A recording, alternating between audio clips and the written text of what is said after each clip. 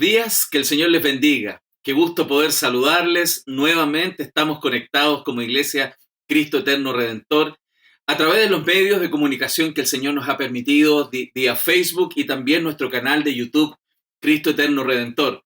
Es un buen día para alegrarnos, es un buen día para celebrar la misericordia del Señor. Es un día que Él ha hecho para que nos alegremos y nos gocemos en Él. Así como el Salmo 118 lo dice, ¿no? En el verso 24, este es el día que hizo Jehová, nos gozaremos y alegraremos en Él. Este salmo escrito como acciones de gracias por la salvación de Dios en momentos difíciles. Este tiempo ha sido un tiempo duro, difícil para muchos corazones, para muchas vidas, para muchas personas en el mundo, pero también para la iglesia. Todos nosotros hemos sufrido la prueba de nuestra fe. Hemos tenido que enfrentar diferentes situaciones, pero gracias al Señor hemos visto su provisión, hemos visto su ayuda, hemos visto su sustento. Y por eso el Salmo 118 creo que tiene mucho que dirigir el corazón nuestro en este día. Este es el día que hizo el Señor, un día donde podemos alegrarnos y gozarnos en Él, porque Él es nuestra ayuda, Él es nuestro sustento. Así que quiero animar tu corazón para que en este día, con tu familia, con todos aquellos que están reunidos en este momento, puedas disponer todo lo que tú eres, ¿no? Tu alma, tu corazón, tu mente, para adorar al Señor. Ya no es tiempo para pararse, para ir al baño, para hacer una u otra cosa, ¿no? Sino para estar conectados con el Señor, conectados con su pueblo, cantando y celebrando esta bondad de Dios, esta misericordia que se renueva día con nosotros, sus hijos. Así que te quiero pedir que puedas cerrar tus ojos para que oremos, para esperar también a aquellos de nuestros hermanos que van a compartir la alabanza y que puedan ser dirigidos también por el Señor en todo lo que vamos a hacer. Señor, en este día te damos gracias por tu misericordia, Padre. Gracias, Señor, por este tiempo que nos regalas para poder estar conectados con nuestros hermanos, Señor. Usa la vida de los ministros de alabanza, Señor. Usa mi vida para compartir tu palabra, Señor, y que todo esto redunde en tu gloria, pero también en la edificación de tu iglesia y en alcanzar a aquellos que no te conocen.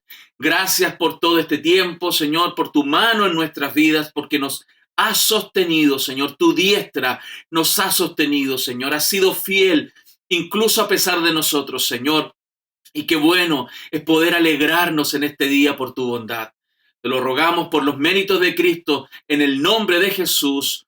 Amén y amén. Así que quiero pedirte que puedas compartir esta transmisión con aquellos que tienes en tus redes y que ellos también puedan disfrutar de este tiempo de alabanza, de adoración y la palabra del Señor que va a ser expuesta en este día. Que el Señor nos guíe en el nombre de Jesús. Muy buenos días, mis hermanos, sean bendecidos y bienvenidos a un nuevo culto de alabanza y adoración a nuestro Dios. Antes de comenzar, les invito a orar. Gracias, Padre Santo, por este día, mi Dios amado. Gracias por permitirnos, mi Dios, una vez más reunirnos ante tu presencia, Padre amado, en un solo corazón, a alabar y bendecir tu nombre, mi Dios amado. Padre, te entregamos este culto, que la predicación que hoy Pastor nos trae podamos atesorar en nuestros corazones, mi Dios poderoso, y aprender cada vez más de ti, mi Dios amado. Todo esto, mi Dios, te lo pido en nombre del Padre, el Hijo y el Espíritu Santo. Amén. Dice Primera de Juan 4, 9, 10. En esto mostró el amor de Dios para con nosotros, en que Dios envió a su Hijo unigénito al mundo para que vivamos por Él. En esto consiste el amor, no en que nosotros hayamos amado a Dios, sino que Él nos amó a nosotros y envió a su Hijo en expiación por nuestros pecados. En el texto podemos ver lo hermoso que es el amor de Dios. No hay mayor bendición para una persona que conocer su amor. Y más hermoso saber que Él envió a su Hijo a morir y limpiar nuestros pecados, pagando una deuda muy grande. Es una razón muy poderosa para volver completamente nuestras vidas en santidad a Dios. Hoy les invito a cantar y adorar a nuestro bendito Jesús.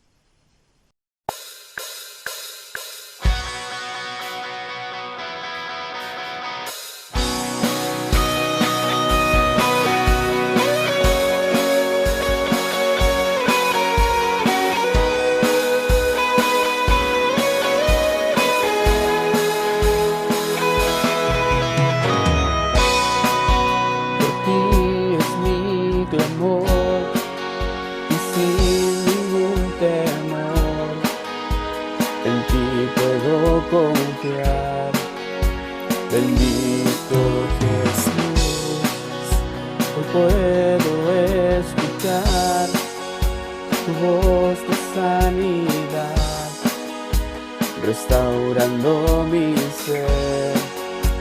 Bendito Jesús. Mi deseo eres tú, mi momento de amor, la alegría de vivir. Bendito Jesús, eres mi fuente de amor, eres aire y eres sol, el latir del corazón. Bendito Jesús, bendito amor de mi Señor.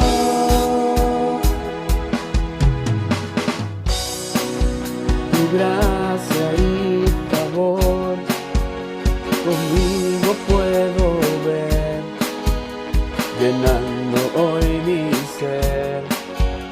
Bendito Jesús, y hoy mi voluntad se rinde a tu verdad, tu amor y tu bondad. Bendito Jesús. Mi deseo eres tú, mi momento de amor, la alegría de vivir. Bendito Jesús, eres mi fuente de amor, eres aire y eres sol, el latir del corazón. Bendito Jesús, bendito amor de mi Señor.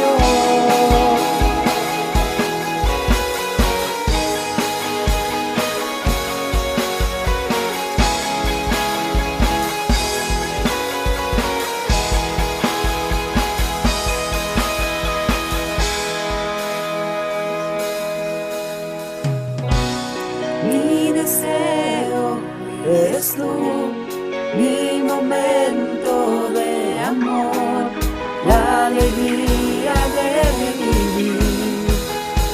Bendito Jesús, eres mi fuente de amor, eres aire y eres sol, el latir del corazón.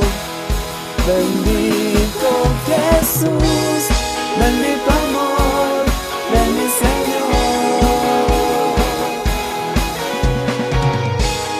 Bendito amor de mi Señor.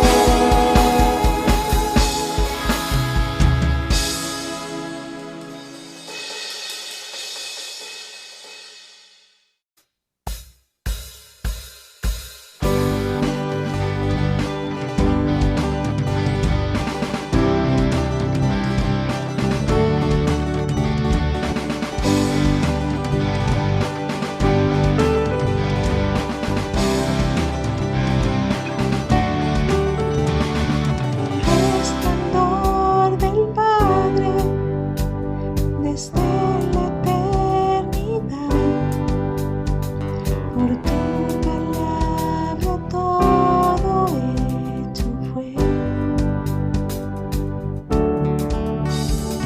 Las cosas que creaste revelan tu obrar, y todo tú lo hiciste para que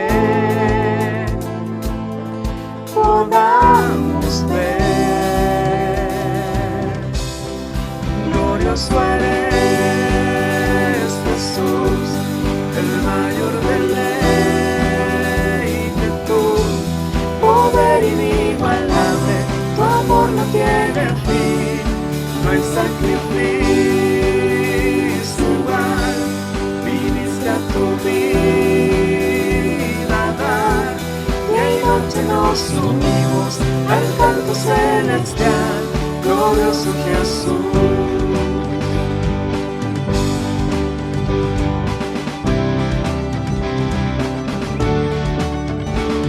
El polvo de la tierra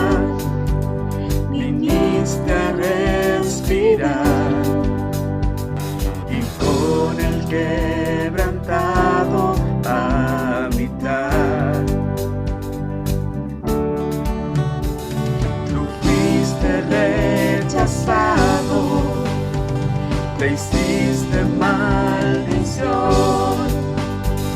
Serás mi gozo por la eternidad, la eternidad. Glorioso eres, Jesús, el mayor deleite, tu poder inigualable, tu amor no tiene fin, no hay sacrificio igual, viniste a tu vida a dar, día y noche nos unimos al canto celestial, glorioso Jesús.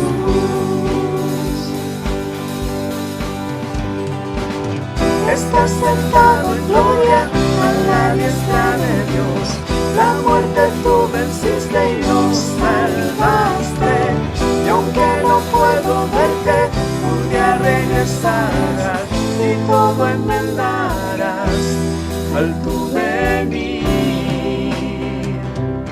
y todo enmendarás al tu venir.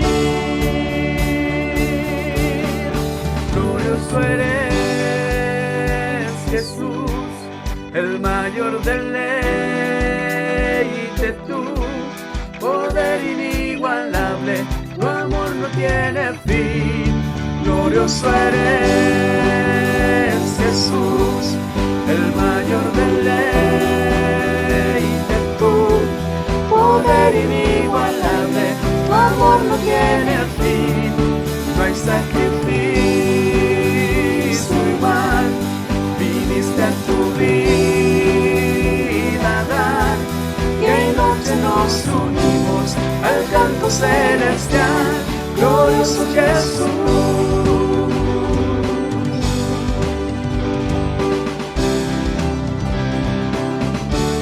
Glorioso Jesús.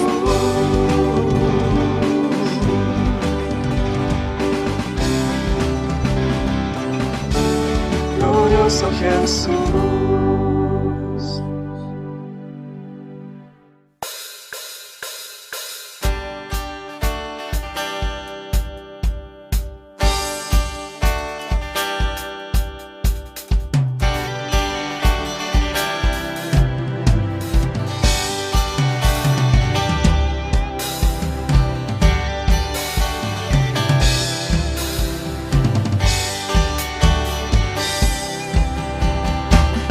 Cuán asombrosas son, Dios, tus obras, nadie como tú, nadie como tú. Te proclamamos, Rey soberano, nadie como tú, nadie como tú. Grandes son tus obras, grandes tu poder, el cielo y la tierra y debajo de ellas declaran, tú eres rey, tú eres rey, tú eres rey, tú eres rey, tú eres rey. Cuán asombrosas son, Dios, tus obras, nadie como tú, nadie como tú. Te proclamamos, Rey soberano, nadie como tú, nadie como tú. Grandes son tus obras, grandes tu poder, el cielo y la tierra y debajo de ella declaran, tú eres rey, tú eres rey, tú eres rey, tú eres rey, tú eres rey.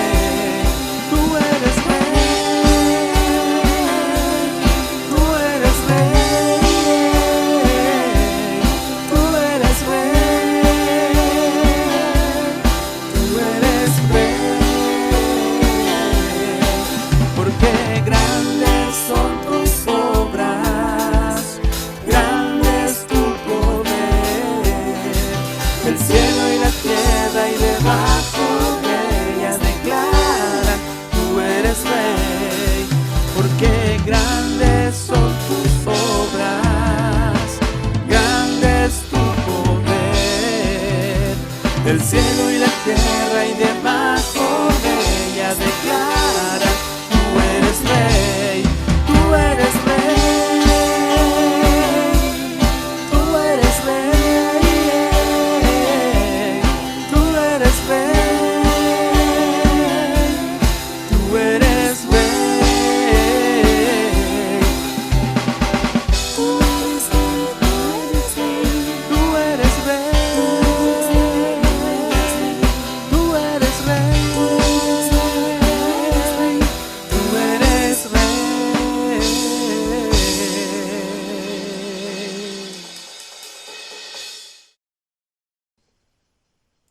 Dice Primera de Pedro 1, del 15 al 16. Al contrario, vivan una vida completamente santa, porque santo es aquel que los ha llamado. Escrito está, sean santos, porque yo soy santo. Siguiendo la idea de entregar la vida a Jesús, si miramos nuestra vida diaria, hay muchas cosas que nos costaría dejar. Pero vivir una vida en santidad ante Jesús es la mayor victoria que podemos tener. Una vida plena en la santidad, dejándolo todo por Él. Hoy les invito a cantar y adorar a nuestro amado Dios.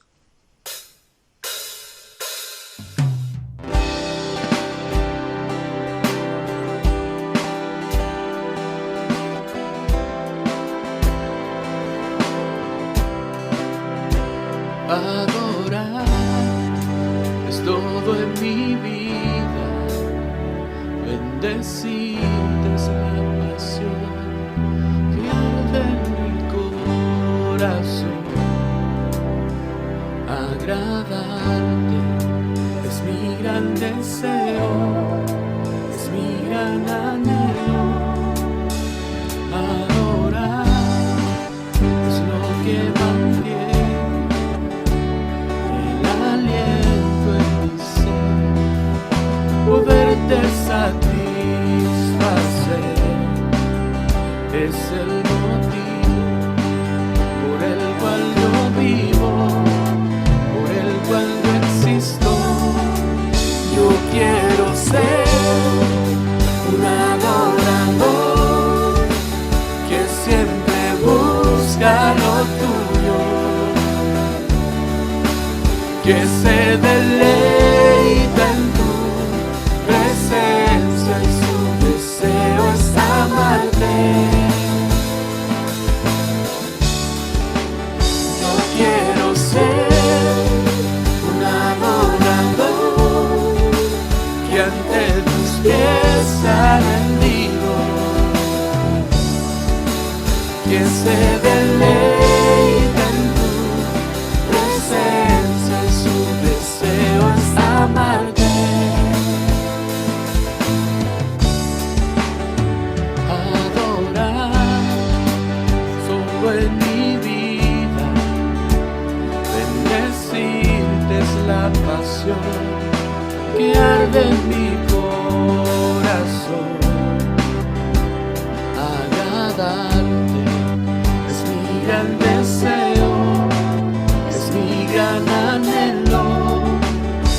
Adorar es lo que mantiene el aliento en mi ser, poderte satisfacer es el motivo por el cual yo vivo, por el cual yo existo.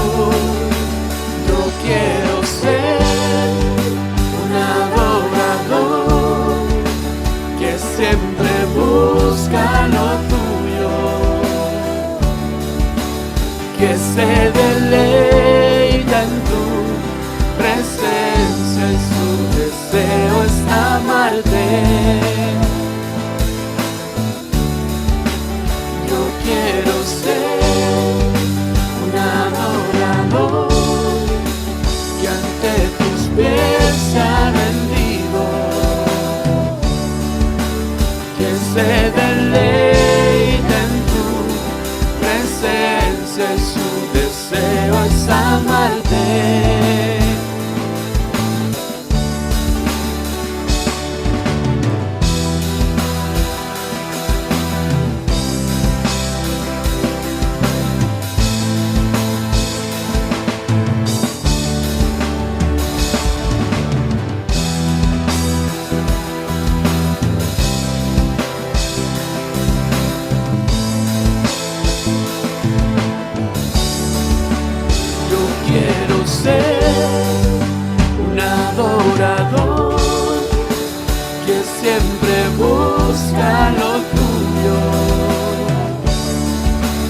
que se deleita en tu presencia y su deseo es amarte. Yo quiero ser un adorador que ante tus pies se ha rendido, que se deleita en tu presencia y su deseo es amarte. Deseo es amarte. Su deseo es amarte.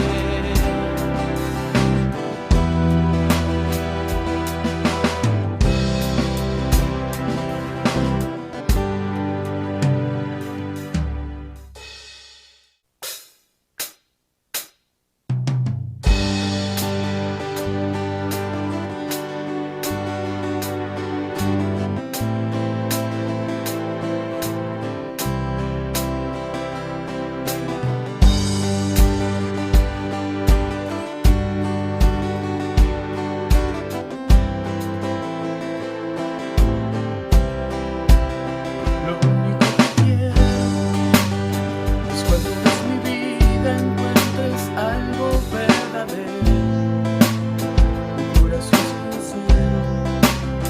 Lo único que quiero es que si necesitas de alguien que cumpla tus sueños, quiero ser el primero. Dios mío, yo quiero corresponder al amor que tú me das. Quiero amarte de verdad, en mi diario caminar, y cuando tú regreses me encuentres haciendo tu voluntad. No dejes que mi vida se desperdicie en cosas que la pena no valgan. Afanes ya no más, sino que cada día aplique tu palabra en mi forma de pensar, mi diario caminar. Dios mío, yo quiero corresponder al amor que tú me das. Quiero amarte de verdad, en mi diario caminar, y cuando tú regreses me encuentres haciendo tu voluntad. La entrega y la pasión en ti yo quiero en mi querer, y cada día esforzarme por tu amor corresponder. Soy de ti. Dios mío, yo quiero corresponder al amor que tú me das. Quiero amarte de verdad, en mi diario caminar, y cuando tú regreses me encuentres haciendo tu voluntad.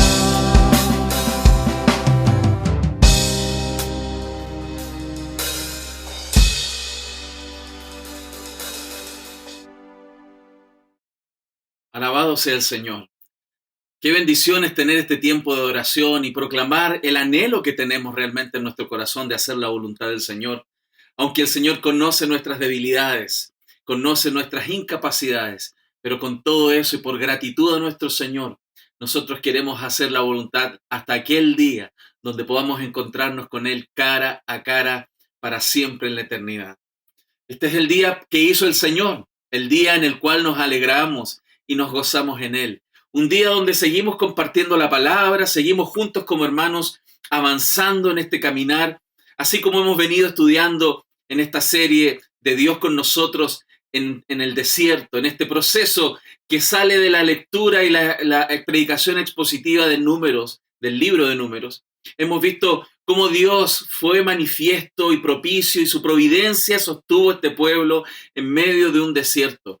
Y tenemos mucho que aprender de eso. Y el día de hoy yo ruego a mi Señor que Él nos permita ver algo más para que nos asombremos de su misericordia, su amor, como también de aquellos desafíos que nosotros tenemos para nuestro corazón y para toda nuestra vida. Quiero animarte a que oremos en este momento y que el Señor nos guíe en la enseñanza de su palabra. Padre, te damos gracias por tu misericordia, Señor.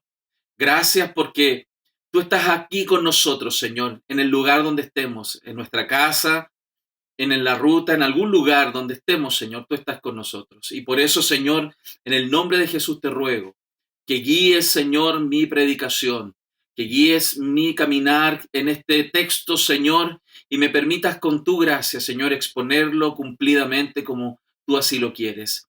Señor, yo reconozco que soy un hombre imperfecto que predica tu palabra que es perfecta, para que la gloria no sea de aquel que la expone, sino tuya, Señor, porque tú solo eres santo, santo, santo.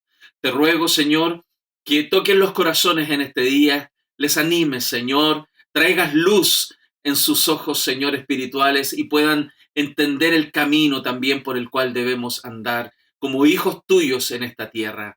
Estamos en un peregrinaje, Señor, así como el pueblo en el desierto, en un desierto que a veces se hace árido, Señor, difícil, pero Señor, tú estás con nosotros aquí en el desierto. Te alabamos y glorificamos, Señor, por tu gloria, por tu excelencia, por tu grandeza, Señor, como también por tus maravillas, por tus obras, por tu creación, por lo que tú también haces en nuestras vidas. En el nombre de Jesús. Amén y amén.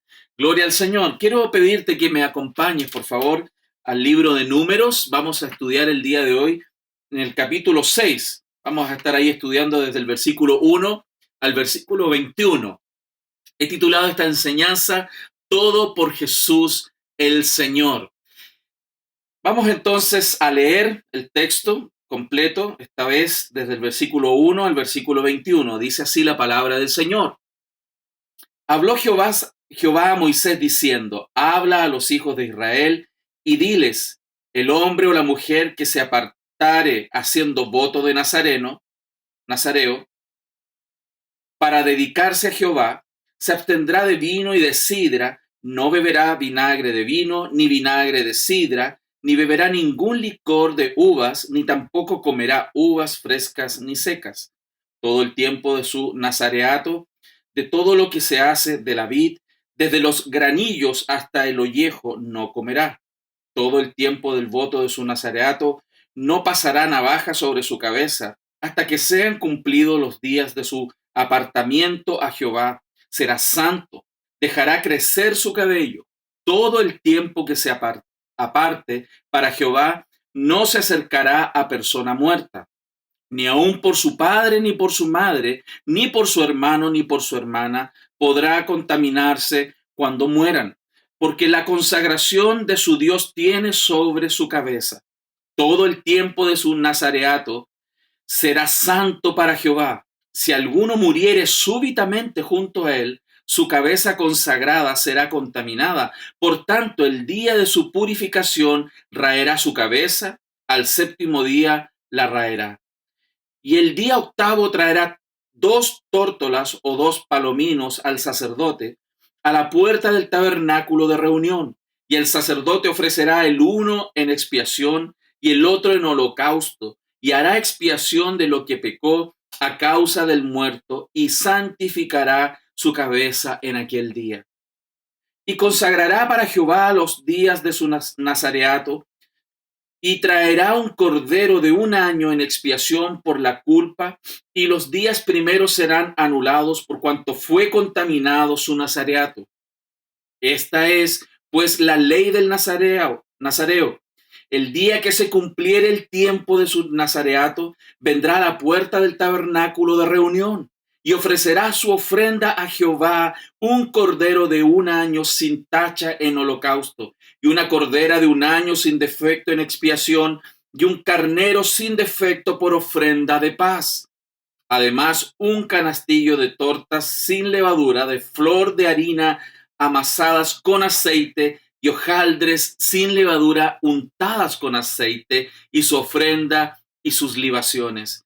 Y el sacerdote lo ofrecerá delante de Jehová, y hará su expiación y su holocausto, y ofrecerá el carnero en ofrenda de paz a Jehová, con el canastillo de los panes sin levadura, ofrecerá asimismo el sacerdote su ofrenda y sus libaciones. Entonces el nazareo raerá a la puerta del tabernáculo de reunión su cabeza consagrada y tomará los cabellos de su cabeza consagrada y los pondrá sobre el fuego que está debajo de la ofrenda de paz. Después tomará el sacerdote la espaldilla cocida del carnero, una torta sin levadura del canastillo y una hojaldre sin levadura, y las pondrá sobre las manos del nazareo, después que fuere raída su cabeza consagrada. Y el sacerdote mecerá aquello como ofrenda mecida delante de Jehová, lo cual será cosa santa del sacerdote. Además del pecho mecido y de la espaldilla separada, después el nazareo podrá beber vino. Esta es la ley del nazareo, que hiciere voto de su ofrenda a Jehová por su nazareato, además de lo que sus recursos le permitieren, según el voto que hiciere, así hará, conforme a la ley de su nazareato. Esta es la palabra del Señor, hermanos. ¡Qué bendición! Y quizás un poco extraño algunos elementos que están aquí, y espero con la ayuda del Señor que podamos aprender de lo que el texto nos dice. Y para introducir la temática, quiero hacer un reflejo hacia la historia pasada. La mayoría de nosotros sabemos sobre el movimiento de los hippies, ¿no? Este fue un movimiento de los 60, donde los jóvenes se caracterizaron con una expresión de libertad, o más bien una rebelión a la autoridad, y en su mayoría ellos dejaban crecer su cabello. Pareciera entonces que los nazarenos entonces eran una especie de hippies hebreos, ¿no? Pero a pesar de esta similitud de dejarse crecer el cabello, los hippies, por ejemplo, no se conocían precisamente por una abstinencia de beber vino u otras sustancias. Alguien podría pensar entonces que los nazarenos eran una especie de roles ministeriales precursores del movimiento monástico medieval, donde la gente que se fue en este movimiento monástico hacían votos de pobreza voluntario. Ellos se apartaban de las riquezas, vivían en pobreza, vivían en celibato, y también lo hacían para dedicarse 100% al Señor de una manera ascética. Sin embargo, y a pesar que tanto el monje como el nazareno estaban dedicados al Señor, los nazarenos no eran ascetas. Aparte del vino y todos los productos de la uva, ellos podían comer y beber otras cosas que ellos quisieran. Él o ella podría disfrutar de las buenas cosas de la vida, dormir en una cama, estar en una casa cómoda, disfrutar de las relaciones matrimoniales normales con su esposo o a su esposa, así fuera el caso, ¿cierto? Pero además, este voto nazareno era normalmente un voto temporal, no era para toda la vida. Así que el nazareno no estaba exactamente comprometido en el estilo de vida ascético para toda la vida. Era un camino diferente, también espiritual, pero no era similar al movimiento monástico que se utilizó y se experimentó, ¿cierto?, en la época de la Edad Media. Entonces, si un nazareno no era ni un hippie, y no era un monje, ¿qué era? La esencia del voto nazareno era una separación temporal de la vida normal para dedicarse a Dios de una manera especial. Y hacerlo era algo muy significativo, era un mandato de Dios. El nazareno, de alguna manera, entonces estaba proporcionando un espejo en el cual Israel debía verse y recordar quiénes ellos debían ser permanentemente como una nación santa. Por lo tanto, un nazareno era una persona que estaba consagrada al Señor, así como Israel debía ser una nación santa consagrada al Señor. Cada vez entonces que los israelitas vieron a un nazareno, a ellos se les recordaba su propio llamado de servir al Señor. En esa misma idea, pensando más en lo que era el voto nazareno, tenemos que comenzar y observar la naturaleza de este voto. Un nazareno era un hombre o una mujer cuyo voto era un compromiso personal, temporal, para evitar tres cosas. La primera era abstenerse de las uvas y las bebidas alcohólicas asociadas a las uvas. Debían dejar crecer su cabello y este no debía cortarse por ningún motivo. Y además se mantendría alejado de los cadáveres. Cada uno de estos compromisos, querida familia, debía llevarse a cabo de forma radical. Un nazareno no solo se abstenía de vino y de bebidas alcohólicas, sino también del vinagre, del jugo de uva, de las pasas, incluso, como dice la Escritura, de las semillas, del ollejo. Todo eso estaba prohibido. Si usted se fija en el verso 4, dice, todo el tiempo de su nazareato, de todo lo que se hace de la vid, desde los granillos hasta el ollejo, no comerá. Por lo tanto, no se trataba solamente de evitar los efectos de la embriaguez por el alcohol, sino de prescindir de todo lo relacionado con la uva. Dado que el vino es un símbolo principal de la alegría en el mundo antiguo, prescindir de los productos, hermanos, de la uva era un compromiso real de alejarse voluntariamente de los placeres normales de la vida.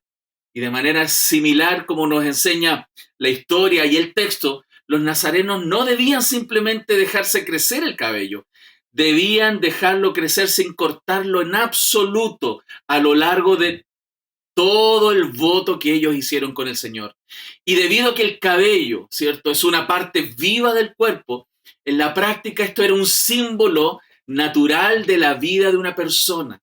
Dejar crecer el cabello sin restricciones humanas, o sea, no cortarle las puntas, no hacer ningún ajuste, sino dejarlo absolutamente a su crecimiento, representaba entregar su vida completamente al control de Dios. Qué preciosos símbolos son los que la Escritura nos está mostrando, ¿no? Abstenerse para dedicarse a la vida pura con el Señor, pero también dejarse en el control en las manos del Señor. Era un símbolo vivo de darle a Dios la rienda de la vida. Qué preciosa imagen es la que estaban proyectando los nazarenos en ese tiempo. Finalmente, los nazarenos no debían simplemente mantenerse alejados de los cadáveres en general, como se requería de cualquier persona de los israelitas. Los cadáveres tenían un poder contaminante, como es lo que vimos en el capítulo pasado, cuando nuestro hermano Jonathan predicó Números capítulo 5, ¿no? Y por lo tanto, el pueblo de Dios, que era el pueblo del Dios viviente, no debía entrar en contacto con estos cuerpos que pertenecían, ¿cierto?, en esta representación al mundo de la muerte. Sin embargo, en la vida normal se permitían ciertas acciones como regla general. Por ejemplo, y es evidente, ¿no?, alguien tenía que preparar los cuerpos de los muertos para el entierro. Y normalmente quien tenía el rol para preparar el cuerpo, para llevarlo al entierro, era, por supuesto, un familiar cercano, un pariente cercano. Los nazarenos, sin embargo, debían mantenerse alejados incluso de los cuerpos de familiares cercanos si murieran. Lo muestra así con claridad el versículo 7, si usted lo lee conmigo de nuevo, dice, ni aun por su padre, ni por su madre, ni por su hermano, ni por su hermana podrá contaminarse cuando mueran, porque la consagración de su Dios tiene sobre su cabeza. Este fue un símbolo viviente de su extrema separación del reino de la muerte para servir al Dios vivo. Son mensajes que apelan al corazón, que apuntan a Cristo y que apuntan al Evangelio. Por lo tanto, estos votos no eran un compromiso al azar, no eran cualquier compromiso que hace la gente por ahí cuando le promete cosas al Señor, como si el nazareno también pudiera ¿cierto?, prometerle al Señor que va a hacer ejercicio durante 60 minutos todos los días y mantenerse alejado de los carbohidratos y el azúcar, lo cual sería algo bueno para muchos de nosotros. O si hubiese prometido caminar de rodillas, ¿cierto?, una cantidad de kilómetros, o no ver redes sociales durante algunos meses. El nazareno hizo un compromiso extremo y radical de servir al Señor mediante el mantenimiento de una santidad ritual de manera perfecta y radical. Un compromiso mucho más radical que cualquiera de las ideas que podríamos entender nosotros en otros contextos. Cada una de las áreas de compromiso, el abstenerse de la uva y el alcohol, el control del cabello, el crecimiento del cabello, como el contacto con los cadáveres, también estaba regulada y supervigilada por los sacerdotes de Israel, aunque de una manera menos extrema, como en otros casos, como nosotros vemos respecto de los capítulos que hemos estudiado. Los sacerdotes también tenían que abstenerse de beber alcohol, pero en el caso de ellos solamente mientras estaban de servicio. Si usted me acompaña, por favor, a Levíticos, me gustaría mostrarles cómo era regulado esto también en el caso de los sacerdotes. En Levítico capítulo 10, si usted me acompaña, por favor, si tiene ahí su Biblia. Usted sabe, ¿no? Si no tiene Biblia, tiene que sentarse ahí al lado de un cristiano que generalmente tiene Biblia, ¿no? Levíticos capítulo 10, versículos del 9 al 11. Leamos. Dice así: tú y tus hijos contigo no beberéis vino ni sidra cuando entréis en el tabernáculo de reunión, para que no muráis. Estatuto perpetuo será para vuestras generaciones, para poder discernir entre lo santo y lo profano, y entre lo inmundo y lo limpio, y para enseñar a los hijos de Israel todos los estatutos que Jehová les ha dicho por medio de Moisés. Bueno, este texto nos está representando, ¿cierto?, este mandato que el Señor da a los sacerdotes, y específicamente tiene que ver de dejar de beber alcohol en servicio, mientras tienen que estar vinculados a las labores del templo. No así el caso de los nazarenos. ¿Por qué? Porque el vino era un buen regalo de Dios destinado a traer gozo y alegría. No hay un problema con tomar un poco de vino. Claramente la Biblia va en contra de embriagarse y tener un problema, o sea, que el vino nos controle a nosotros. Pero el vino siempre en la Escritura es puesto como un buen regalo de Dios. Y hubo un tiempo donde, cierto, en este contexto para los sacerdotes se les pedía específicamente abstenerse de vino. ¿Por qué? Porque ese gozo no tenía que corromper o minimizar las capacidades del rol que ellos tenían que estar ahí, porque ellos estaban empleados en el servicio del Señor. Los sacerdotes también tenían que tener cuidado con el cabello y se les prohibía afeitarlo. Fíjense, vamos a Levítico capítulo 21. Es muy interesante aprender de este contexto. Cada una de estas realidades tienen implicaciones espirituales. 21:5 dice: no harán tonsura en su cabeza, ni raerán la punta de su barba, ni en su carne harán rasguños. Hermanos queridos, en particular incluso el sumo sacerdote, ni siquiera se le permitió despeinarse el cabello como señal de duelo, como lo dice el versículo 10. Y el sumo sacerdote, dice, entre sus hermanos, sobre cuya cabeza fue derramada el aceite de la unción y que fue consagrado para llevar las vestiduras, no cubrirá su cabeza ni no descubrirá su cabeza ni rasgará sus vestidos. Por lo general, los sacerdotes también tenían que tener cuidado de evitar el contacto con los cadáveres, porque ese contacto con el reino de la muerte los volvía inmundos. El versículo 1 al 4 de este mismo capítulo 21 dice: Jehová dijo a Moisés: habla a los sacerdotes, hijos de Aarón, y diles que no se contaminen por un muerto en sus pueblos, mas por su pariente cercano, por su madre o por su padre, o por su hijo, o por su hermano, o por su hermana virgen, a él cercana, la cual no haya tenido marido, por ella se contaminará, o sea, se podrá acercar. No se contaminará cuando cualquier hombre de su pueblo haciéndose inmundo. Fíjese, no se pueden contaminar con cualquiera, o sea, se le permitía con sus familiares, pero el sumo sacerdote, como el voto nazareno, tenían obligaciones particulares. No podían entrar en contacto con cadáver, ni siquiera para llorar a su propio padre y su madre, como lo dice el verso 11 de este capítulo 21. Ni entrará donde haya alguna persona muerta, ni por su padre, ni por su madre, se contaminará. Cuando ponemos ambos roles, cuando pensamos en los sacerdotes, sumo sacerdote, y por otro lado pensamos en los nazarenos, y los ponemos a un lado y al otro, es posible observar que los nazarenos eran una especie de sacerdote laico temporal. Eran muy similares en ese sentido a los sacerdotes. Lo que se les exigía eran laicos, pero también en un rol que tenía una duración corta de tiempo de acuerdo al voto que ellos habían hecho. Y durante todo este tiempo, estas personas tenían que vivir de acuerdo a lo que ellos prometieron, ya esta especial pureza ritual exigida para aquellos cuyas vidas vivían constantemente en la presencia del Señor. ¿Cuál es la idea de esta forma de relación con Dios? ¿Qué rol tienen los nazarenos dentro del pueblo de Dios? Yo creo que aquí es donde nosotros comenzamos a ir hacia el fondo de esta enseñanza sobre lo que significaba para el pueblo de Israel tener frente a ellos a estos nazarenos. Ellos eran una imagen para Israel. Y por supuesto, como lo dije antes, ¿no? Esta imagen estaba intentando mover al pueblo de Israel hacia lo que ellos debían ser. ¿Qué debían ser? Éxodo 19:6 dice con claridad, ¿qué debía ser Israel? Un reino de sacerdotes y una nación santa, apartada para Dios, que vive de acuerdo a lo que Dios dice. Dios les había escogido únicamente de entre todas las naciones de la tierra para que fueran su pueblo, para que fueran su especial tesoro, a fin de que Él pudiera morar en medio de ellos.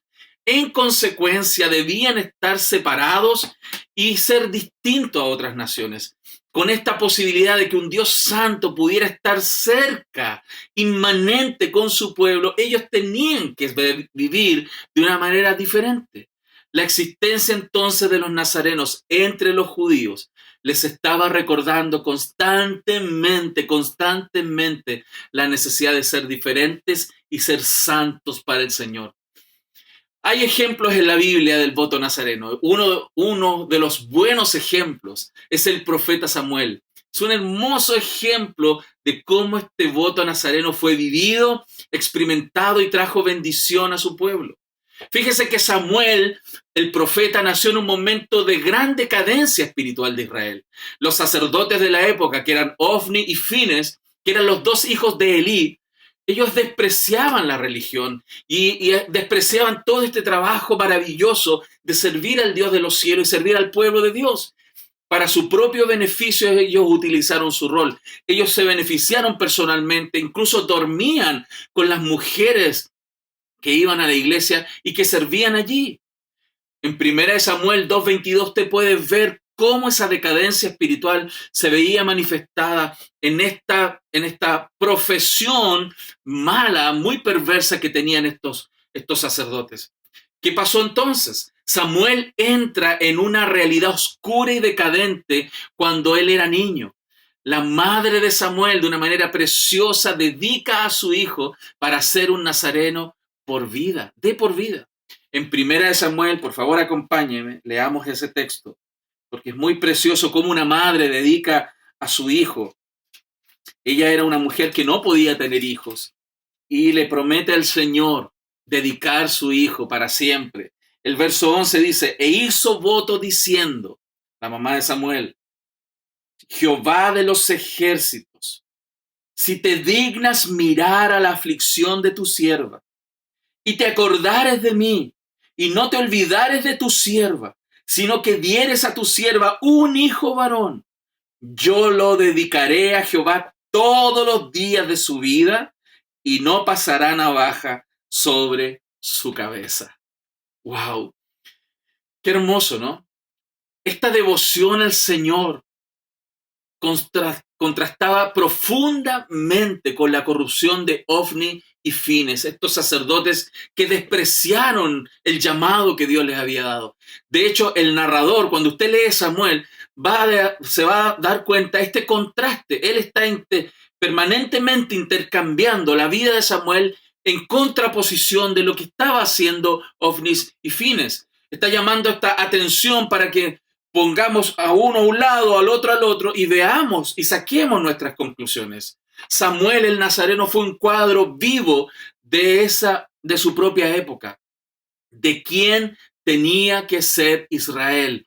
Samuel estaba mostrándole a su pueblo cómo ellos tenían que vivir.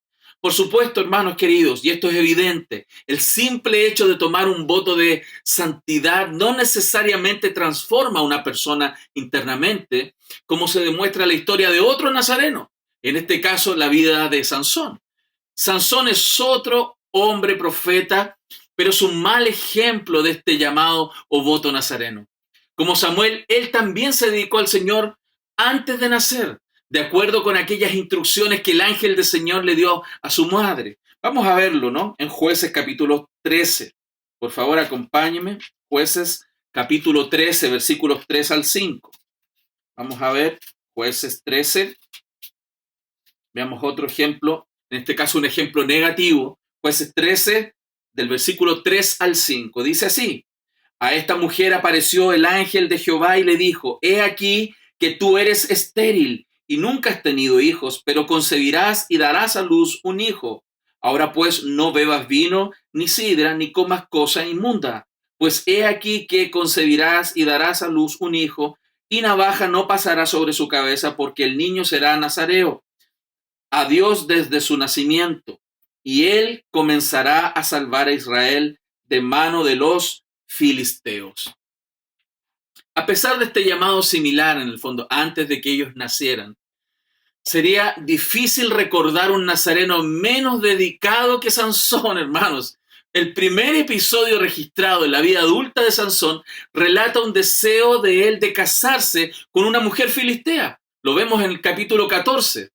Lejos de mantenerse separado de los enemigos incircuncisos, de enemigos del Señor, él quiso meterse en la cama con uno, hermanos.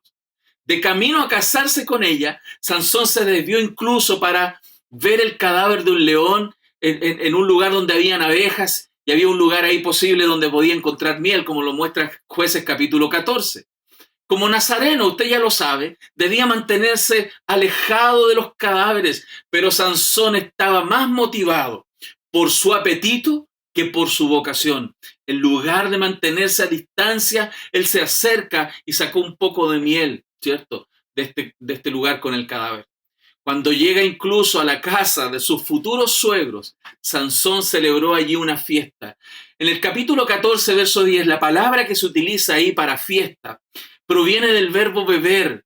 O sea, es poco probable que en ese lugar él haya sido solo el anfitrión. Es muy probable entonces que el segundo voto de abstenerse de bebidas alcohólicas también lo rompió.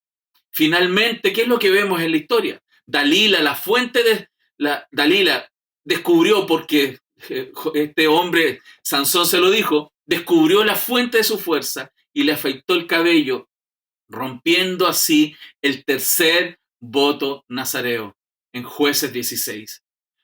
En lugar de ser un espejo para Israel, de quién debía ser, ¿cierto?, el pueblo de Israel, un pueblo distinto de las circunstancias, de las ciudades, de las personas de este mundo, debía ser un pueblo consagrado al Señor desde su nacimiento. Sansón fue un modelo de quien Israel justamente no tendría que ser, pero también, evidentemente, venía a mostrar lo que realmente estaba haciendo Israel. Un pueblo que no era fiel a todos los aspectos de su llamado a ser un pueblo santo.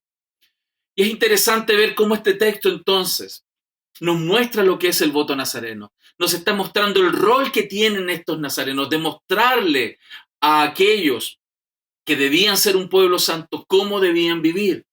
Y es por eso que, a la luz de esta función del nazareo, como espejo de Israel, lo fascinante es notar en este capítulo 6 que el foco de atención no es en sí mismo el voto nazareno, sino cómo atender a aquellas rupturas del voto. Así como el capítulo 5 nos estaba mostrando el desorden, cómo tratar con el desorden, con el pecado en el pueblo, aquí también estamos viendo cómo los nazarenos tenían que atender cuando el voto era roto. Una vez que nosotros nos damos cuenta de esto y ponemos atención al pasaje, nos vamos a dar cuenta de dos cosas bien interesantes. ¿Qué sucede si el voto se rompe inadvertidamente, sin intencionalidad? Y segundo, ¿qué sucede al final del tiempo del voto nazareno?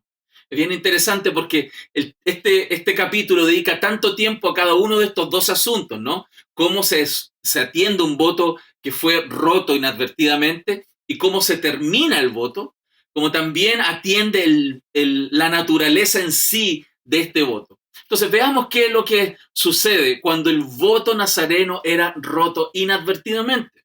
Supongamos que él estaba ocupándose en silencio de sus propios asuntos, estaba trabajando en sus cosas y de repente viene alguien al lado de él, le da un paro cardíaco y cae al suelo muerto. ¿Qué tenía que hacer? Vamos por favor a Números capítulo 6. Imaginémonos esa circunstancia. Él no está yendo a un lugar donde hay muertos. Sin embargo, él está haciendo sus cosas. Viene alguien a su casa a verlo, le da un paro cardíaco frente a él y cae muerto. ¿Qué dice el verso 9 y verso 10 que tenía que hacer? Dice, si alguno muriere súbitamente junto a él, su cabeza consagrada será contaminada. Por tanto, el día de su purificación raerá su cabeza, al séptimo día la raerá. Verso 10. Y el día octavo traerá 2 tórtolas o 2 palominos el sacerdote a la puerta del tabernáculo de reunión. Entonces, fíjese usted, no fue culpa de él, ¿cierto? Porque él estaba manteniéndose aparte de los cadáveres. Sin embargo, de todos modos el voto se rompió. La consagración al Señor había sido contaminada e incluso un pecado tan inadvertido requería una expiación. Y esto es muy interesante. Él tenía que traer 2 pájaros para ofrenda del pecado y holocausto, ¿cierto? Y afeitarse la cabeza y luego comenzar de nuevo el periodo del voto. Se requería aves porque eran, ¿cierto?, las más asequibles, menos costosas. ¿Para qué? Porque el pecado tenía que tener derramamiento de sangre. Una ofrenda de cereal no habría sido suficiente porque tuvo que derramarse sangre para expiar el pecado, incluso involuntario. Además, hermanos, una ofrenda por el pecado y el holocausto tenía que separarse, ¿cierto?, mediante una ofrenda de un cordero de 1 año como ofrenda por la culpa. Después de eso, de este periodo del voto podría, ¿cierto?, reiniciarse, como lo muestra el versículo 12, o sea, todo de nuevo. Si vemos el verso 12, dice así, y consagrará para Jehová los días de su nazareato, y traerá un cordero de 1 año en expiación por la culpa, y los días primeros serán anulados, o sea, los días que ya tenía de voto, por cuanto fue contaminado su nazareato. A pesar de que el incumplimiento del voto había sido completamente involuntario, tuvo que derramarse sangre para expiar y el voto tuvo que completarse exactamente como se prometió. ¿Cuál es el mensaje de esto? ¿De qué nos sirve? ¿Cuál es el mensaje para ellos como también para nosotros? Que el pecado, incluso la variedad no intencional, requiere un pago con sangre costoso y nada menos que el cumplimiento perfecto de lo prometido es suficiente. Esto nos reafirma el mensaje que está a lo largo de toda la Biblia y espero que Dios hable a nuestros corazones en este sentido. Dios es un Dios santo, cuyas normas son verdaderamente elevadas. Y en segundo lugar, ¿qué sucede cuando un nazareno completa el periodo del voto? Una persona no podía simplemente alejarse de la vida, ¿cierto?, de completa devoción a Dios y regresar a su vida ordinaria simplemente. O sea, terminé, pasaron los días, cumplí lo que dije que iba a hacer y me voy. Tenía que ofrecer una mezcla heterogénea de ofrendas, hermanos queridos. Él tenía que cubrir ciertos tipos básicos de sacrificio. Al final de su voto, él tenía que completar simbólicamente todas las obligaciones del pacto que la Biblia nos habla, pero en miniatura, algo pequeño. Él tenía que ofrecer un holocausto completo que simbolizaba la consagración total y la expiación por el pecado, pero junto con ello una ofrenda de cereal, una ofrenda de tributo, ¿cierto?, que sirvió como una señal de sumisión al Señor como amo y rey. Si usted me acompaña, el verso 14 y 15 dice así, y ofrecerá su ofrenda a Jehová un cordero de 1 año, sin tacha, en holocausto, y una cordera de 1 año sin defecto en expiación, y un carnero sin defecto por ofrenda de paz. Además, un canastillo de tórtolas sin levadura, de flor de harina amasada con aceite, y hojeldres sin levadura untadas con aceite, y su ofrenda y sus libaciones. Después de eso, se le pidió que ofreciera una ofrenda por el pecado que simbolizaba el perdón que se requería por aquellos pecados particulares. El verso 16 nos dice así, el sacerdote lo ofrecerá delante de Jehová y hará su expiación y su holocausto. Qué interesante, ¿no? Porque todo esto tiene que ver con que hay una implicación muchísimo más profunda de esta dedicación que ellos hacían. También estaban estas ofrendas de panes sin levadura, porque la levadura representa una descomposición, un cambio. Por lo tanto, el pecado y las libaciones asociadas estaban siendo representadas en este tema. El verso 17 dice, y ofrecerá un carnero de ofrenda de paz a Jehová con el canastillo de panes sin levadura, ofrecerá asimismo el sacerdote su ofrenda y sus libaciones. Finalmente, hermanos, y de manera culminante, el nazareno ofrecía una ofrenda de compañerismo que simbolizaba la comunión con Dios alrededor de una mesa común. La ofrenda de comunión fue una comida simbólica con Dios, aparte que se ofreció en el altar junto con el cabello del nazareno y finalmente este había sido afeitado, ¿cierto? Simbolizaba una vida ofrecida a Dios. Mientras tanto, el devoto y su familia consumían el resto, el final del voto fue, por tanto, la celebración de la alegría, de la vida en la presencia de Dios después de todo este tiempo y de este tema de devoción y del cumplimiento perfecto de lo que Dios pedía. Las personas venían y comenzaban su vida normal de ahí en adelante. El nazareo ahora estaba libre de su voto y una vez más podía beber vino y cortarse el cabello a discreción. ¿Cuál es el mensaje, hermanos, de esto? ¿Qué significa para nosotros?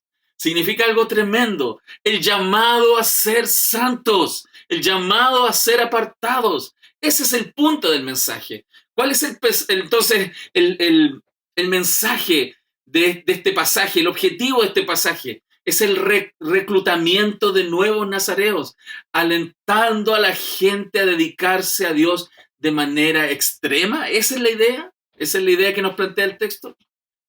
Si ese fuera el propósito, si el propósito es que tú y yo hoy día tenemos que ser nazarenos, hermanos, eso sería un gran problema, porque lo que vemos aquí también en el texto es el fracaso de este modelo nazareno. Este voto, ¿cierto? Que era un objetivo que tenía que ser cumplido perfecto, nos estaba mostrando realmente la debilidad y la incapacidad del pueblo de Dios en el Antiguo Testamento para cumplir con la norma de perfección y santidad que Dios pedía. Aunque algunos lograban cumplir, cierto, este voto en algún sentido, sin duda habían otras áreas de su vida en las cuales ellos no lo cumplían. Los nazarenos eran unos israelitas que hicieron un voto de santidad especial por un tiempo limitado.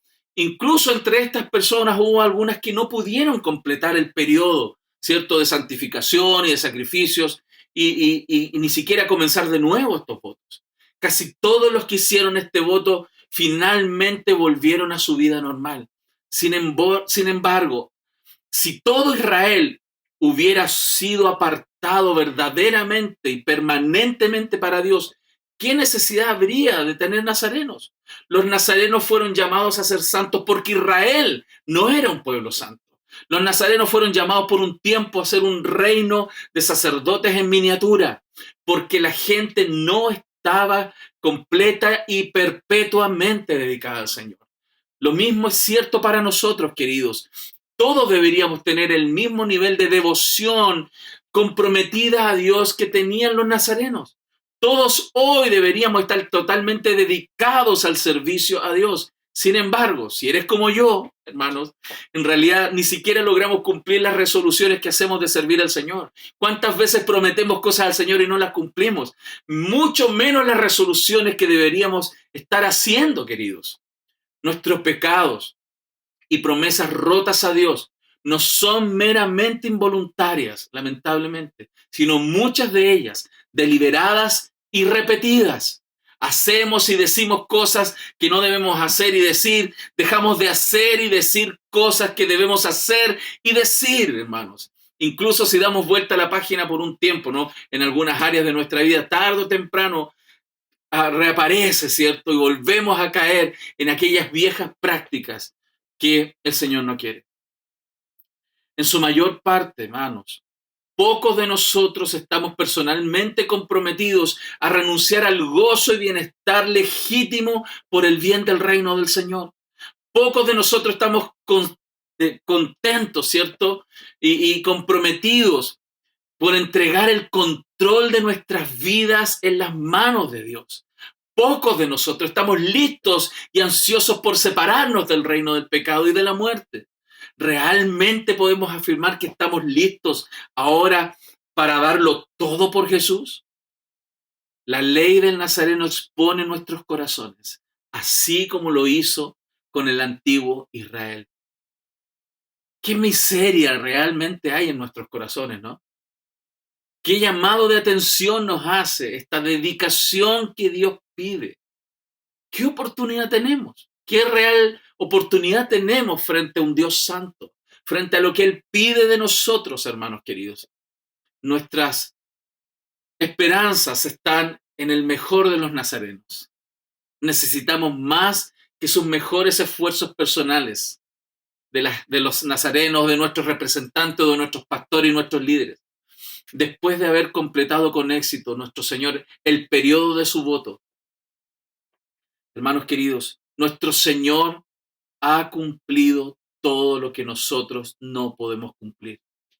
Incluso, hermanos queridos, nosotros tenemos que reconocer nuestra incapacidad frente a un Dios santo y frente a toda la perfección a la cual Él nos llama. Reconocer que necesitamos más de Cristo, más anhelarlo y buscarlo, como dice su palabra, anhelar a nuestro Señor. Nuestros actos de obediencia, hermanos, incluso nunca están con el estándar perfecto de Dios. Isaías 64:6 dice, si bien todos nosotros somos como suciedad y todas nuestras justicias como trapos de inmundicias y caímos todos nosotros como la hoja y nuestras maldades nos llevaron como viento. Lo que Israel necesitaba, como también nosotros necesitamos, por lo tanto, es alguien que venga y cumpla de manera permanente y definitiva todo el papel de los nazarenos en nuestro nombre. Necesitaban ellos y necesitamos nosotros a alguien que renunciara a la alegría que de otra manera legítimamente era suya, como un ser humano. Ellos necesitaban y nosotros también necesitamos a alguien que entrega el control de su vida en manos de otros mientras se mantenía permanentemente puro. Ellos necesitaban y nosotros necesitamos a alguien que al final ofreciera su propia vida para permitirnos entrar en la fiesta que el Señor nos ha preparado. La respuesta de esta necesidad ciertamente no fue Sansón, ni siquiera Samuel.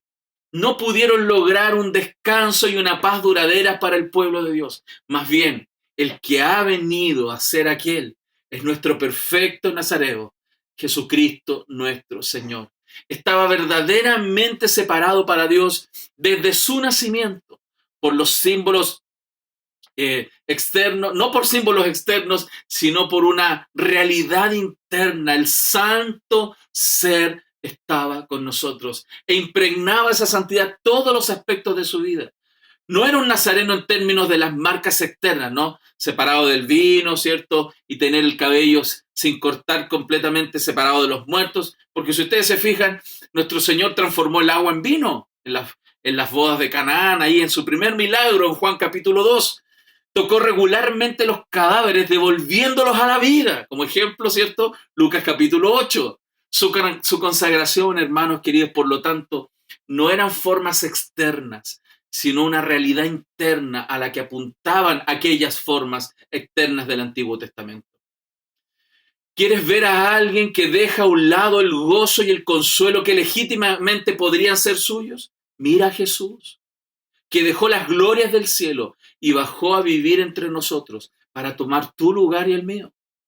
¿Quieres ver a alguien que renunció por completo al control de su propia vida, entregándose en las manos del Padre Celestial?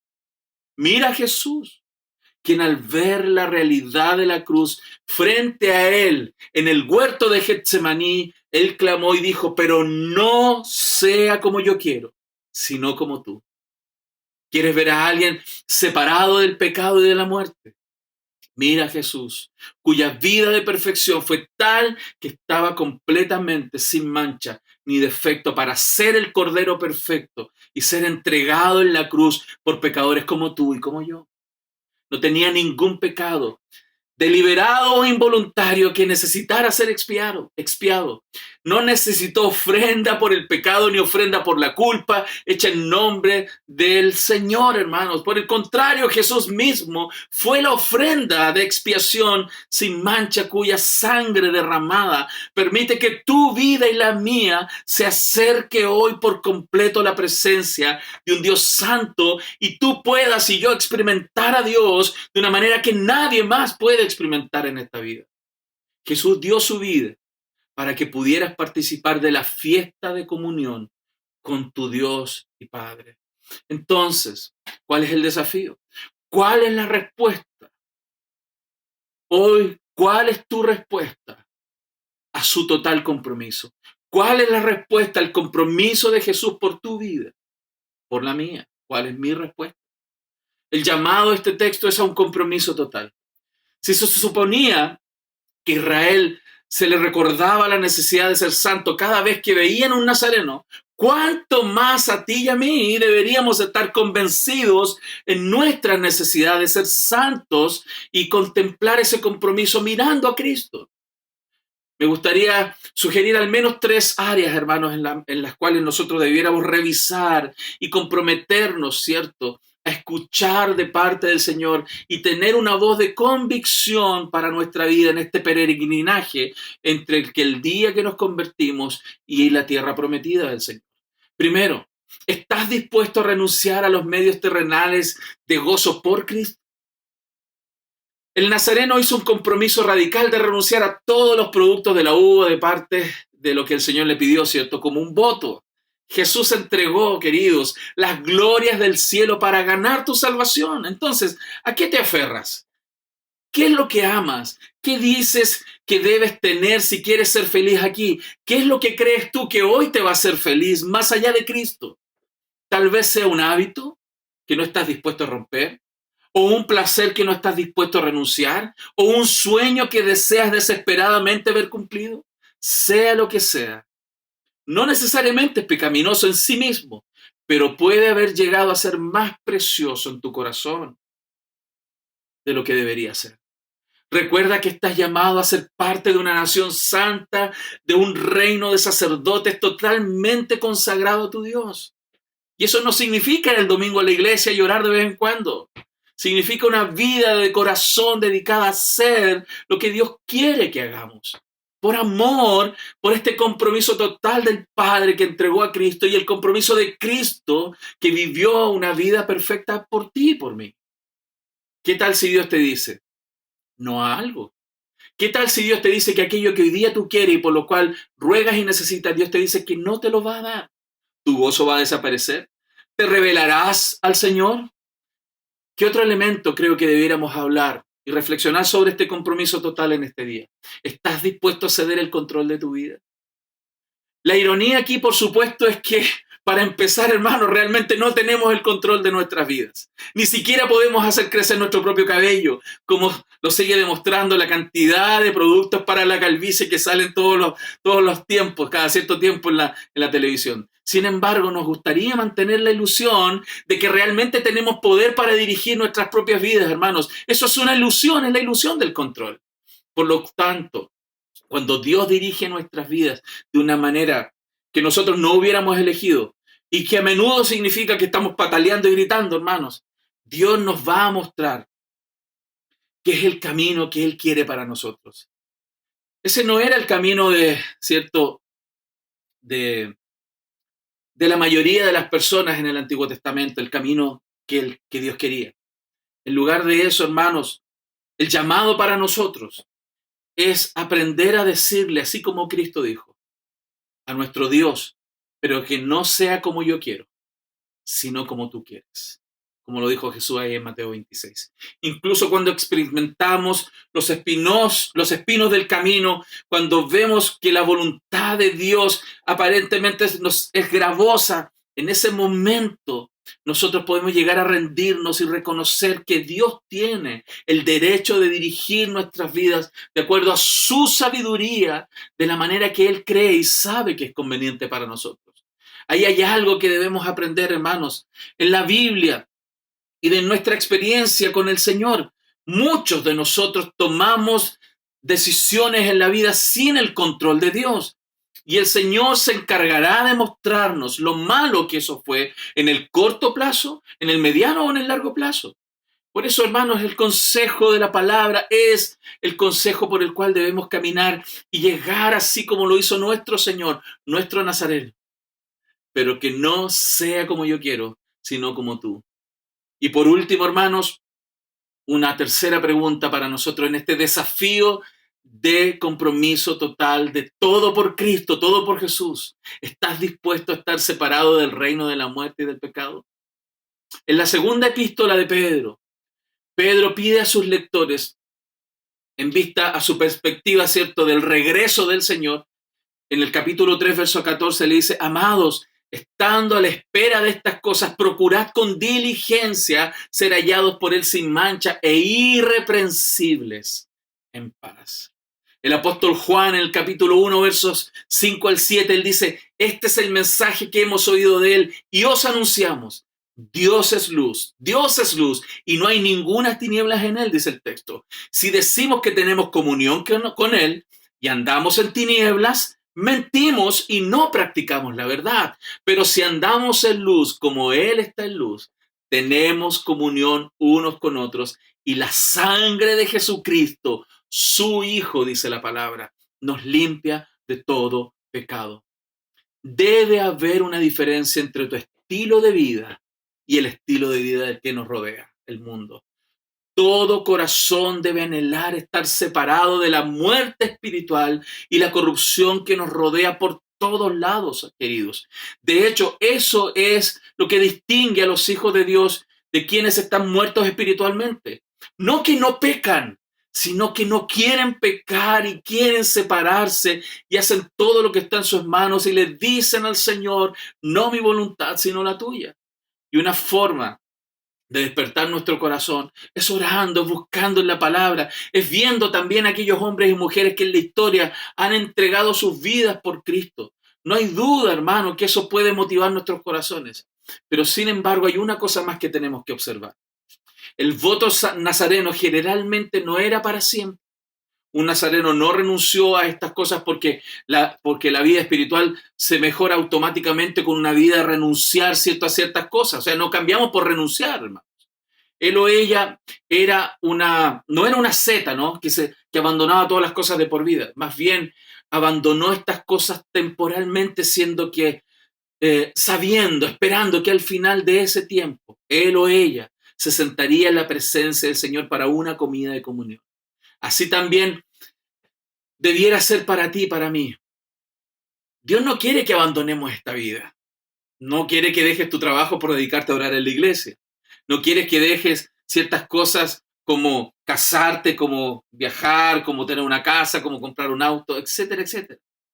Sino dedicarte al Señor con todo tu corazón, entendiendo que llegará el tiempo de que toda lágrima, todo dolor, todo conflicto que podamos incluso experimentar en esta vida, se acabará, porque el Señor, nuestro Señor, ha comprado la comunión perfecta para estar en la gran fiesta eterna con nuestro Señor. En esa fiesta, hermanos, habrá vino en abundancia y plenitud y alegría y gozo para siempre y celebración que nunca, nunca llegará a su fin. Esa es la gloriosa fiesta perfecta que Jesús logró en nuestro lugar, y su muerte en la cruz nos permite hoy día reverenciar, honrar y estar en la presencia de un Dios santo, un Dios que nos ama, un Dios que quiere lo mejor para nosotros. Y su palabra, su camino, su voluntad es buena, agradable y perfecta. El Señor está sentado allí, hermanos. El Señor está sentado allí. El Señor está esperándonos. Él está planeando el menú para ti y para mí, preparando la mesa para nuestra llegada. Primera de Corintios 2:9 dice así: ahora bien, como está escrito, cosas que ojo no vio, ni oído oyó, ni han subido en corazón de hombre, son las que Dios ha preparado para los que le aman. Nadie allí en ese día pensará que dio demasiado por Dios. Lamentablemente muchos piensan así hoy. Muchos creen que dejar el amor de su vida, un gusto, un proyecto, un bien, un sueño, es mucho. Dejar esto por Dios. Amado, no se trata de romper una ley. Se trata de amor por Dios. Se trata de amor verdadero y gratitud por Cristo. Por cuanto su palabra se revela en nuestros corazones, cuando la esperanza gloriosa que tenemos toma cuerpo y realidad en nuestros corazones, todas nuestras pruebas, todos nuestros sufrimientos terrenales, todas las cosas difíciles de la vida parecerán una leve aflicción, como dice Corintios, una leve aflicción momentánea en comparación con aquellas glorias que el Señor ha preparado para nosotros. Recordar lo que nos espera, hermanos, aquella fiesta gloriosa, seguramente te ayudará a ti, como también me ayuda a mí, a soportar el hambre, la tristeza de las cosas difíciles de la vida, los conflictos, como las consecuencias de nuestros propios actos, aquella voluntad que el Señor también ha permitido que suceda sobre nuestras vidas. Mientras nosotros nos aferremos al Señor, a aquel Nazareno que vivió la vida perfecta por nosotros, y tengamos el gozo de la esperanza de verles cara a cara a Él, podremos soportar con paciencia en el camino de la santidad que el Señor quiere que su pueblo camine. Por lo tanto, el llamado de este mensaje del Nazareno, para ellos como para nosotros, es todo por Jesús. Y este es el desafío que el Señor quiere hacer a tu vida. ¿Estás dispuesto hoy a dar tu vida a Cristo el Señor, tu Salvador? Te invito a querer. Señor, te doy gracias porque tú hiciste la obra por nosotros. En el Evangelio, Señor, tenemos gozo y esperanza porque, Señor, tú lograste el pasaje completo y estás esperándonos, Señor, preparando la cena, Señor, para el día donde estemos frente a frente contigo. Mas, Señor, no dejas de sorprendernos cómo tú frente a nosotros eres el ejemplo que tenemos que imitar en la vida. Tú, Señor, renunciaste a los placeres de la vida. Tú te entregaste por completo el control del Padre, Señor, y mostraste absolutamente devoción y dedicación en todo lo que tú hacías por el Padre. Señor, queremos ser como tú. Ayúdanos. Ayúdanos, Señor. Si es necesario, Señor, disciplínanos, porque hoy entendemos que es bueno para nosotros. Señor, ayúdanos en todo esto. Te lo ruego, Señor, y que tu palabra, Señor, toque el corazón de todos los que estamos en este momento conectados. En el nombre de Jesús. Amén y amén. Gloria al Señor, hermanos, hermanas, un abrazo a la distancia y ruego a Dios que el Señor bendiga tu vida con esta enseñanza. Quiero dar gracias al Señor porque Él nos ha sostenido en este tiempo de pandemia. El Señor nos ha permitido seguir predicando, enseñando, aconsejando, discipulando a través de los medios digitales. Y eso ha permitido que gran parte de su iglesia esté firme, pegada al Señor. Mas también oramos por aquellos que están debilitados en su corazón y que el Señor les levante por medio de su gracia. Amén. Quiero también saludar a algunos que esta semana han estado de cumpleaños. Hace un par de días atrás, nuestro querido Bruno Alonso Gamboa Lagos estuvo de cumpleaños. Bruno, que el Señor te bendiga. Un jovencito de nuestra iglesia, le queremos mucho, parte de nuestra familia. Bruno, que la gracia del Señor esté sobre su vida, tu vida cada día, y que sigas creciendo, sobre todo en el conocimiento de nuestro Señor y de su gracia y su evangelio. Amén. Pero el día de hoy también tenemos dos grandes también hermanos queridos para nosotros de cumpleaños. Hoy está de cumpleaños Alonso Domínguez Caro. Alonso, un abrazo, hermano, que el Señor te bendiga, que el Señor te permita disfrutar con tu familia, con todos quienes te queremos. Como también hoy está de cumpleaños, queridos, nuestro hermano Juan Pablo Faría. Juan Pablo, también un abrazo para ti. Te queremos, mi hermano. Qué gozo que estés con nosotros y que te hayas integrado en este tiempo de pandemia, pero qué bendición es poder tenerte con nosotros y poder celebrar contigo esta misericordia tan grande.